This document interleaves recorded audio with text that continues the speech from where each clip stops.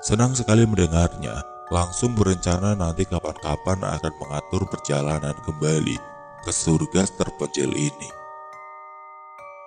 Besok pagi, kami akan mengantar kamu ke jalan menuju peradaban.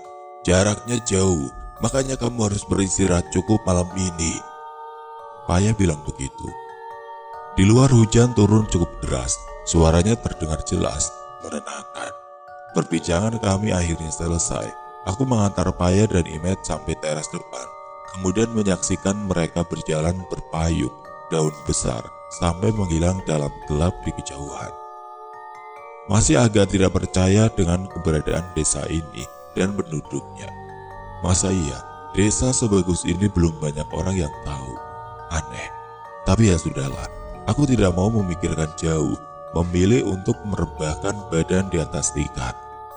Sudah terbayang akan lelahnya perjalanan besok pagi, makanya aku memaksa diri untuk langsung tidur dan beristirahat. Paya, Imet, Zulay, dan beberapa penduduk yang tidak bisa aku sebut namanya satu persatu sudah berdiri menungguku di depan rumah. Aku dengan ransel besar sudah siap berangkat, kira-kira sudah jam 7 pagi. Semuanya mengajak berbincang dengan ramah. Aku pamit ke satu persatu. Intinya mereka bilang, jangan kapok untuk kembali. Oh, tentu saja. Aku tidak kapok dan pasti akan kembali bersama teman-temanku nantinya. Desa ini sangat indah. Aku menyebutnya dengan percikan surga di kaki gunung pedalaman Sumatera. Singkat kata, aku pamit sekali lagi dengan semuanya, sementara Paya, Imet, dan Zulay mengantar aku menuju peradaban.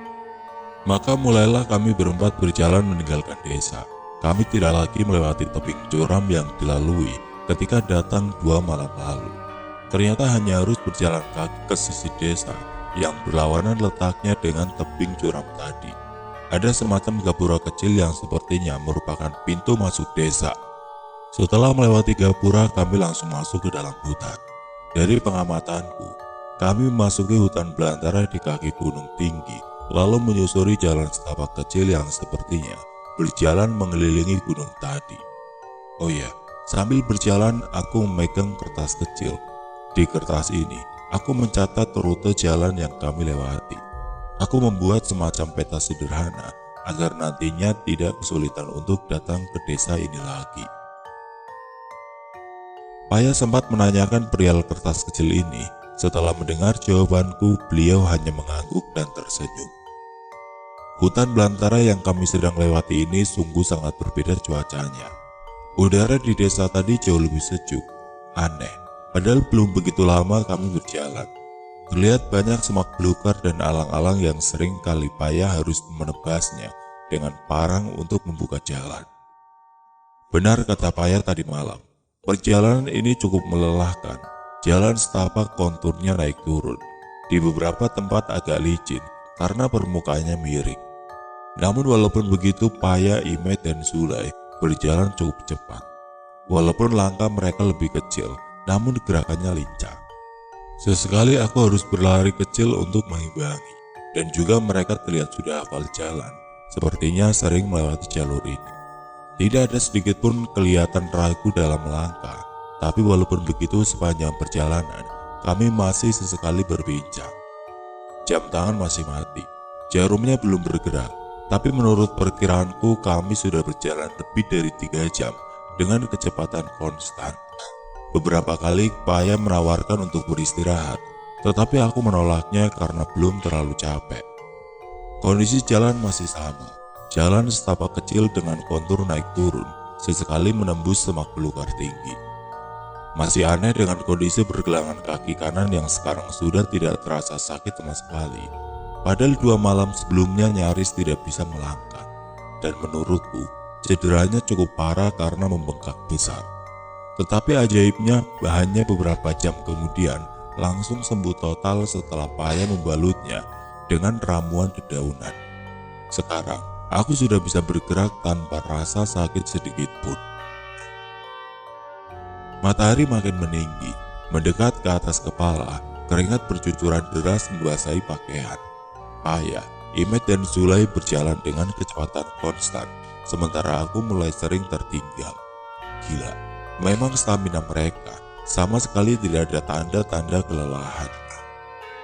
Masih dalam perkiraanku sekitar jam 1 siang kami akhirnya berhenti. Setelah sebelumnya menembus semak belukar yang cukup tinggi dan luas, sampai ketika menemui jalan setapak tepat di hadapan. Jalan ini masih jalan setapak, namun lebarnya lebih besar dari jalan setapak yang kami lalui sebelumnya. Aku mengambil kesimpulan kalau ini adalah jalan yang sering digunakan oleh manusia-manusia dengan ukuran normal. Sementara jalan setapak sebelumnya hanya dilalui oleh manusia seukuran Paya, Imet, dan Zulay. Menurutku begitu. Kami hanya mengantarkan sampai di sini. Kamu ikuti jalan ini saja. Nanti di depan akan ketemu dengan pemukiman. Ada kawan kamu di sana. Paya bilang begitu. Agak sedih mendengarnya karena berarti sudah waktunya bagi kami untuk berpisah. Sekali lagi aku mengucapkan terima kasih karena sudah menolong dan mengajakku untuk datang ke desa tempat tinggal mereka. Aku berlutut lalu memeluk mereka satu persatu. Saya akan kembali lagi nanti. Mereka bertiga mengangguk sambil tersenyum, lalu mempersilahkan aku untuk melanjutkan perjalanan. Sebelum pergi aku sempat memperhatikan sekitar, mencari apapun yang bisa aku gunakan sebagai patokan apabila kembali lagi nanti. Ternyata di depan kami berdiri 2 pohon besar yang menjulang tinggi. 2 pohon ini berbeda dengan pohon-pohon lainnya, seperti gerbang masuk ke tempat tertentu. 2 pohon besar ini aku catat sebagai patokan jalan. Setelah itu sekali lagi aku berpamitan untuk terakhir kali. Lalu kemudian mulai berjalan menyusuri jalan setapak yang baru, yang lebih besar. Baru beberapa langkah sudah menoleh ke belakang. Mereka masih ada, berdiri menatap sambil tersenyum, melambaikan tangan. Kemudian aku lanjut berjalan. Setelah beberapa belas langkah sekali lagi aku menoleh ke belakang. Dari kejauhan aku masih bisa melihat kalau mereka di tempatnya. Aku lalu lanjut berjalan lagi. Sampai akhirnya, ketika sudah cukup jauh, aku menoleh untuk yang ketiga kalinya. Ternyata kali ini mereka sudah tidak terlihat lagi. Ya sudah, aku meneruskan perjalanan menyusuri jalan setapak ini, mengikuti arahan yang Paya bilang tadi. Terus aku susuri jalan lebih banyak menurun landai seperti sedang menuruni kaki gunung. Singkatnya sekitar 1 jam kemudian, di beberapa bagian jalan sudah mulai bisa mengenali. Ini kedua kalinya aku mendaki Kerinci. Pendakian pertama sukses sampai puncak tanpa tersesat. Sepertinya ini jalan menuju gerbang rimba pendakian, gumamku dalam hati. Menyadari itu aku mempercepat langkah. Matahari mulai condong ke ufuk barat. Perkiraanku ini sudah lebih dari jam 2 siang. Refleks melihat jam tangan. Betapa kagetnya aku, ternyata jam tangan sudah bekerja normal. Jarumnya sudah bergerak, menunjuk ke pukul 2 siang lebih sedikit. Kok tiba-tiba jam tanganku hidup kembali? Niko! Suara teriakan dari kejauhan mengagetkanku. Melihat itu aku langsung melangkah lebih cepat lagi. Ternyata yang teriak itu Reno. Reno adalah sahabatku di kampus. Dia salah satu anggota tim yang ikut mendaki Kerinci sebelum aku tersesat. Kemudian di belakang Reno ada Blackie dan Adnan yang mengikutiku. Mereka berdua juga sahabatku. Kemudian kami berpelukan. Mereka bertiga kelihatan sangat lega dan bahagia melihat aku. Bahkan Reno dan Adnan sambil menangis. "Lo kemana aja nih kok?" tanya Blackie. "Gua nyasar jauh, terus ditolong sama penduduk." "Kalian nunggu di mana?" "Itu ada beberapa tenda di bawah. Sudah hampir seminggu kami dan teman-teman cari lo." Reno menjawab begitu dengan suara bergetar. "Ah, seminggu?" "Iya, hampir seminggu." Akhirnya Adnan ikut menjawab. "Gua kan nyasar baru sehari, belum juga 48 jam. Hampir seminggu dari mana sih?" Aku protes mendengarnya. "Niko, ini hari Kamis. Lo itu hilang dari Jumat malam minggu yang lalu." Blackie bantu menjelaskan. "Masa iya? Aku tersesat sudah selama itu. Padahal menurutku hanya sehari semalam saja aku tinggal di desa itu." Tapi ya sudahlah, yang penting lo udah ketemu dengan selamat. Ntar aja lo cerita semuanya, ucap Adnan. Kami lalu berjalan menyusuri jalan setapak tadi menuju gerbang masuk pendakian. Benar, ternyata di gerbang masuk sudah berdiri beberapa tenda yang berisi tim pencarian. Tim inilah yang bertujuan menemukan aku yang dinyatakan hilang sejak Jumat lalu. Masih kebingungan, menurut perhitunganku hari ini harusnya hari Minggu, tapi ternyata salah. Ini sudah Kamis. Apa yang sebenarnya terjadi? Kok bisa? Aku skip beberapa hari. Di dalam salah satu tenda aku diperiksa kesehatan fisik. Hasilnya sudah bisa ditebak kalau aku baik-baik saja. Menurut teman-teman, aku sudah jadi berita lokal karena hilang tanpa jejak. Tapi mereka semua bersyukur kalau akhirnya aku ditemukan tanpa kurang satu apapun. Setelah semuanya beres, kami kemudian pulang ke Jakarta. Dalam perjalanan aku ceritakan semua yang aku alami kepada Reno, Blacky, dan Adnan. Mereka terkesima antara percaya dan tidak percaya. Dan juga aku utarakan mengatur niat rencana untuk kembali lagi ke desa itu beberapa bulan lagi.